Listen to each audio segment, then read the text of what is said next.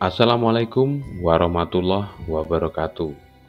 Sobat Jagat Loka, semoga kita semua selalu diberikan kesehatan dan keselamatan, serta selalu dalam perlindungan Allah Subhanahu wa Ta'ala. Cerita kali ini datang dari sobat kita bernama Randy yang sering melihat penampakan sosok menyeramkan di warung dekat rumahnya. Berikut kisahnya. Randy ini tinggal di salah satu kota di Provinsi Jawa Barat. Dekat rumahnya ada sebuah warung makan yang dikontrak oleh seorang wanita bernama Tante Gea. Tante Gea ini bukan penduduk asli warga sekitar situ. Dia pendatang dan ngontrak bangunan untuk usaha warung makan. Warung itu awalnya sangat sepi, bahkan tak jarang tutup lebih awal karena tak ada pengunjung. Tante Gea ini punya 2 orang karyawan, 1 cowok dan 1 lagi cewek.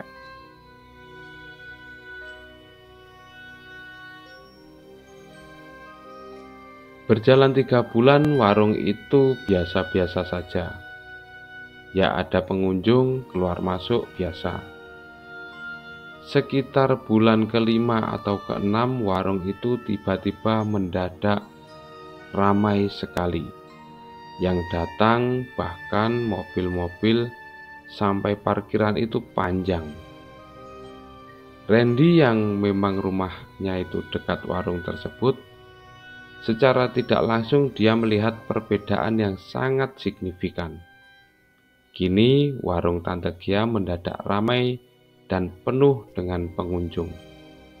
Orang-orang berdatangan terutama pada saat malam hari. Dan warung itu selalu penuh, bahkan di teras pun juga penuh. Singkat cerita, 6 bulan berikutnya, tepat pada malam Jumat jam 11 malam, saat Randy ini pulang, dia melewati warung Tante Gea. Saat Randy ini melewati warung Tante Gea, dia melihat wanita berambut panjang dan mengenakan gaun putih, berdiri di belakang jendela warung. Namun Randy ini tidak memperhatikan siapa orang tersebut. Esok paginya, Randy ini ketemu Tante Gea di depan warung. Lalu Randy bertanya, "Tante, tadi malam kok berdiri sendiri, kenapa?" "Enggak kok, tadi malam saya kan ke tempat saudara," jawab Tante Gea. Karena Randy ini penasaran, dia bertanya lagi, "Atau mungkin karyawan tante yang cewek itu ya?"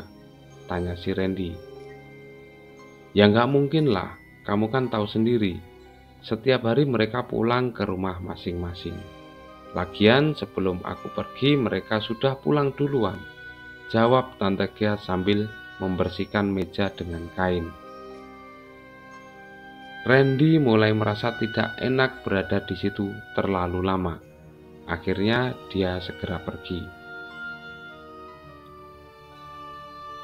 Sekitar beberapa minggu setelah itu, tepatnya jam 10 malam, Randy ini mau beli rokok. Dia ingat bahwa pada malam Jumat tertentu, Tante Gea ini tidak ada di warung, katanya ke tempat saudaranya. Ketika dia lewat di depan warung Tante Gea, Randy ini melihat wanita berambut panjang dan mengenakan gaun putih itu lagi. Sosok itu berdiri di belakang jendela warung. Dan ketika Randy ini tepat berada di depan warung Tante Gea, dia berhenti sejenak untuk memperhatikan siapa sebenarnya sosok itu. Saat Randy benar-benar memperhatikan, tiba-tiba wanita itu menoleh ke arah Randy dan wajahnya menyeringai seram. Randy kaget dan langsung lari karena menyadari bahwa sosok tersebut bukan manusia. Esoknya, Randy mulai mengamati warung itu lagi. mencari tahu apa yang sebenarnya terjadi. Setiap malam, warung Tante Gia ini terlihat semakin ramai. Para pengunjung yang datang terlihat semakin tambah banyak, meskipun kebanyakan dari mereka adalah orang baru pertama kali yang datang ke warung tersebut. Namun ada satu hal yang membuat Randy semakin curiga. Setiap kali dia lewat pada tengah malam, ketika di depan warung itu, Randy ini mencium aroma yang khas, semacam bau bunga dan dupa yang menyengat. Terkadang juga bercampur dengan bau busuk yang sangat tidak enak. Seminggu setelahnya, aroma busuk itu sangat kuat menghantui Randy ketika dia melewati warung tersebut. Rasanya seperti bau sesuatu yang tidak wajar. Karena ini sudah berhari-hari dan warga sekitar yang lewat di depan warung itu pun juga mulai merasakan keanehan, mencium bau-bau aroma yang tidak enak. Para tetangga juga merasa terganggu dan mulai mempertanyakan sebenarnya apa yang terjadi di dalam warung. Karena penasaran, Randy ini mencoba mendatangi Pak RT. Dia menceritakan kejadian-kejadian yang dia alami, tentang sosok wanita bergaun putih yang sering muncul, dan bau wangi bercampur busuk yang muncul secara tiba-tiba pada malam hari, dan juga perubahan aneh pada warung Tante Gia.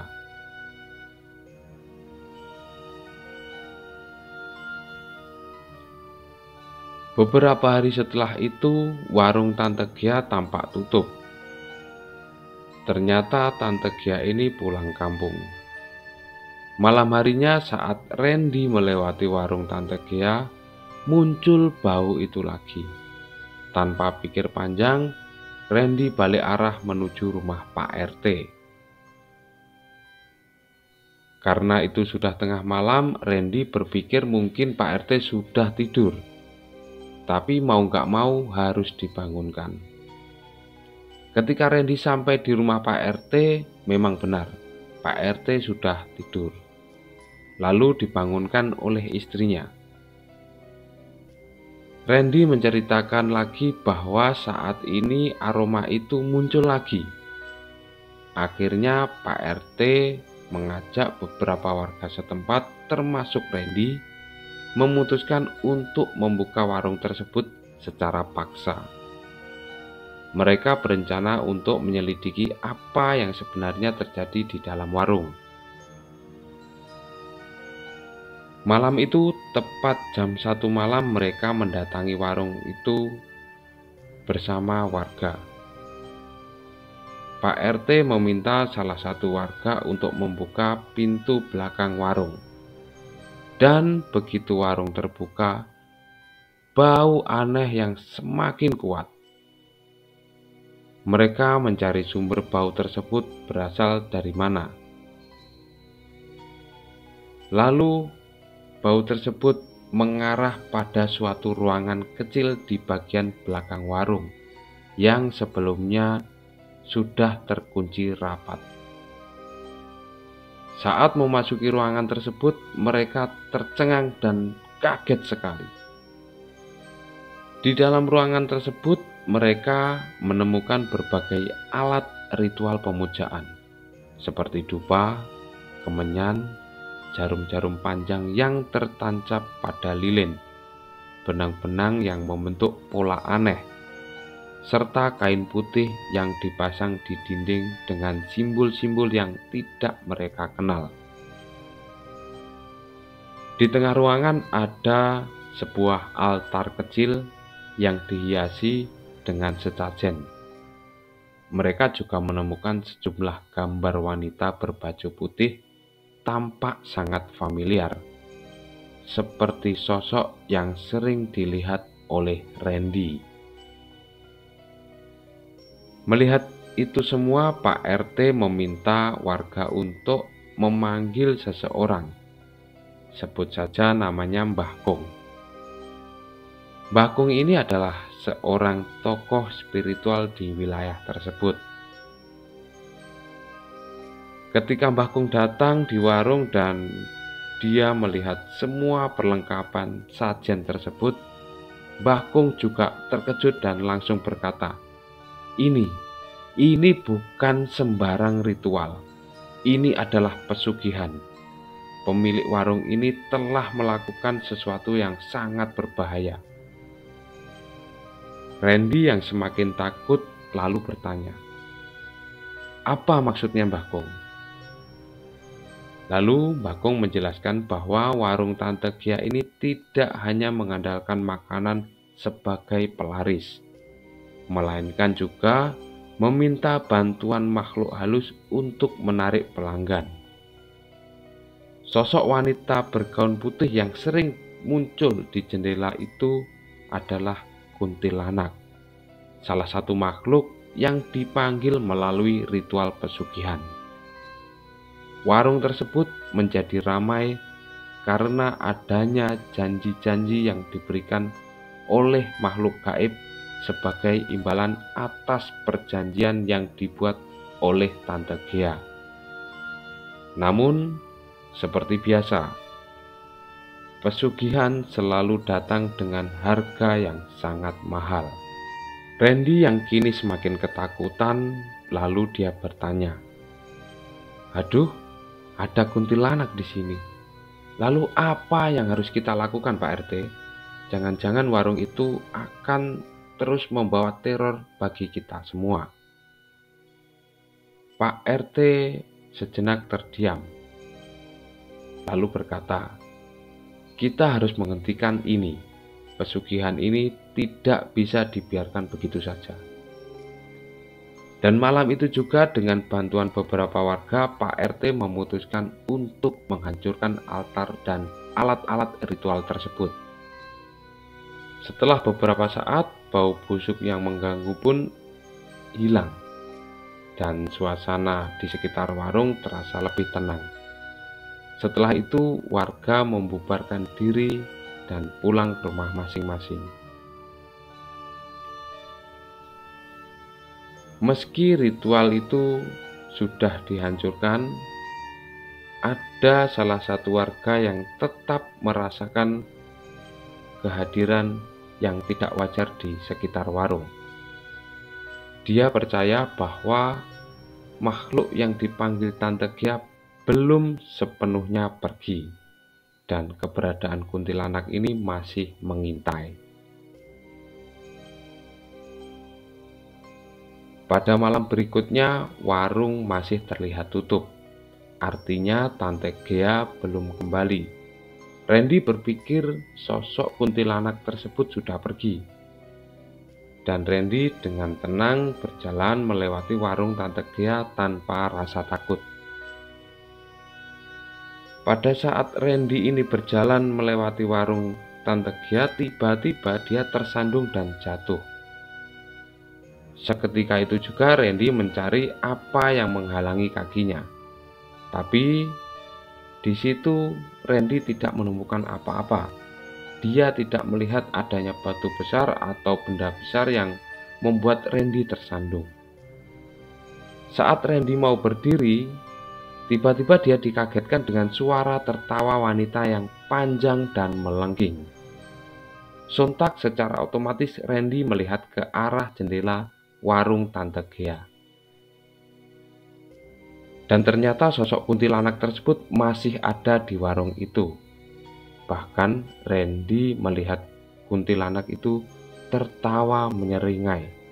Matanya menatap ke arah Randy dengan tajam. Randy ini langsung berlari ketakutan. Beberapa hari setelah kejadian itu, Pak RT datang ke rumah Randy. Pak RT memberitahukan bahwa Tante Gia ini tidak melanjutkan kontrakan karena salah satu anaknya meninggal. Pak RT ini berpikir ini adalah tumbal yang berbalik, karena dia mendapatkan informasi dari Mbah Kung bahwa jika menggunakan pesugihan itu resikonya sangat besar. Ketika pada malam tertentu dia harus ritual khusus dan tidak boleh lupa. Ketika pelaku pesugihan ini lupa, maka sosok yang membantu pesugihan ini akan meminta ganti nyawa. Sobat Jagat Loka, cerita ini mengajarkan kita bahwa menggunakan pesugihan atau cara-cara yang tidak wajar untuk mencapai tujuan hanyalah sebuah pelarian dari usaha yang sesungguhnya. Pesugihan seringkali datang dengan harga yang sangat mahal, dan dalam jangka panjang malah akan merusak hidup kita. Keberhasilan yang sejati datang dari kerja keras, kejujuran, dan usaha yang konsisten. Itulah cerita dari Sobat Randy. Jika sobat yang lain punya cerita mistis, horor, dan mencekam, bisa memberikan komentar di bawah. Terima kasih sudah menonton. Sampai jumpa di video selanjutnya. Selamat malam. Wassalamualaikum warahmatullahi wabarakatuh.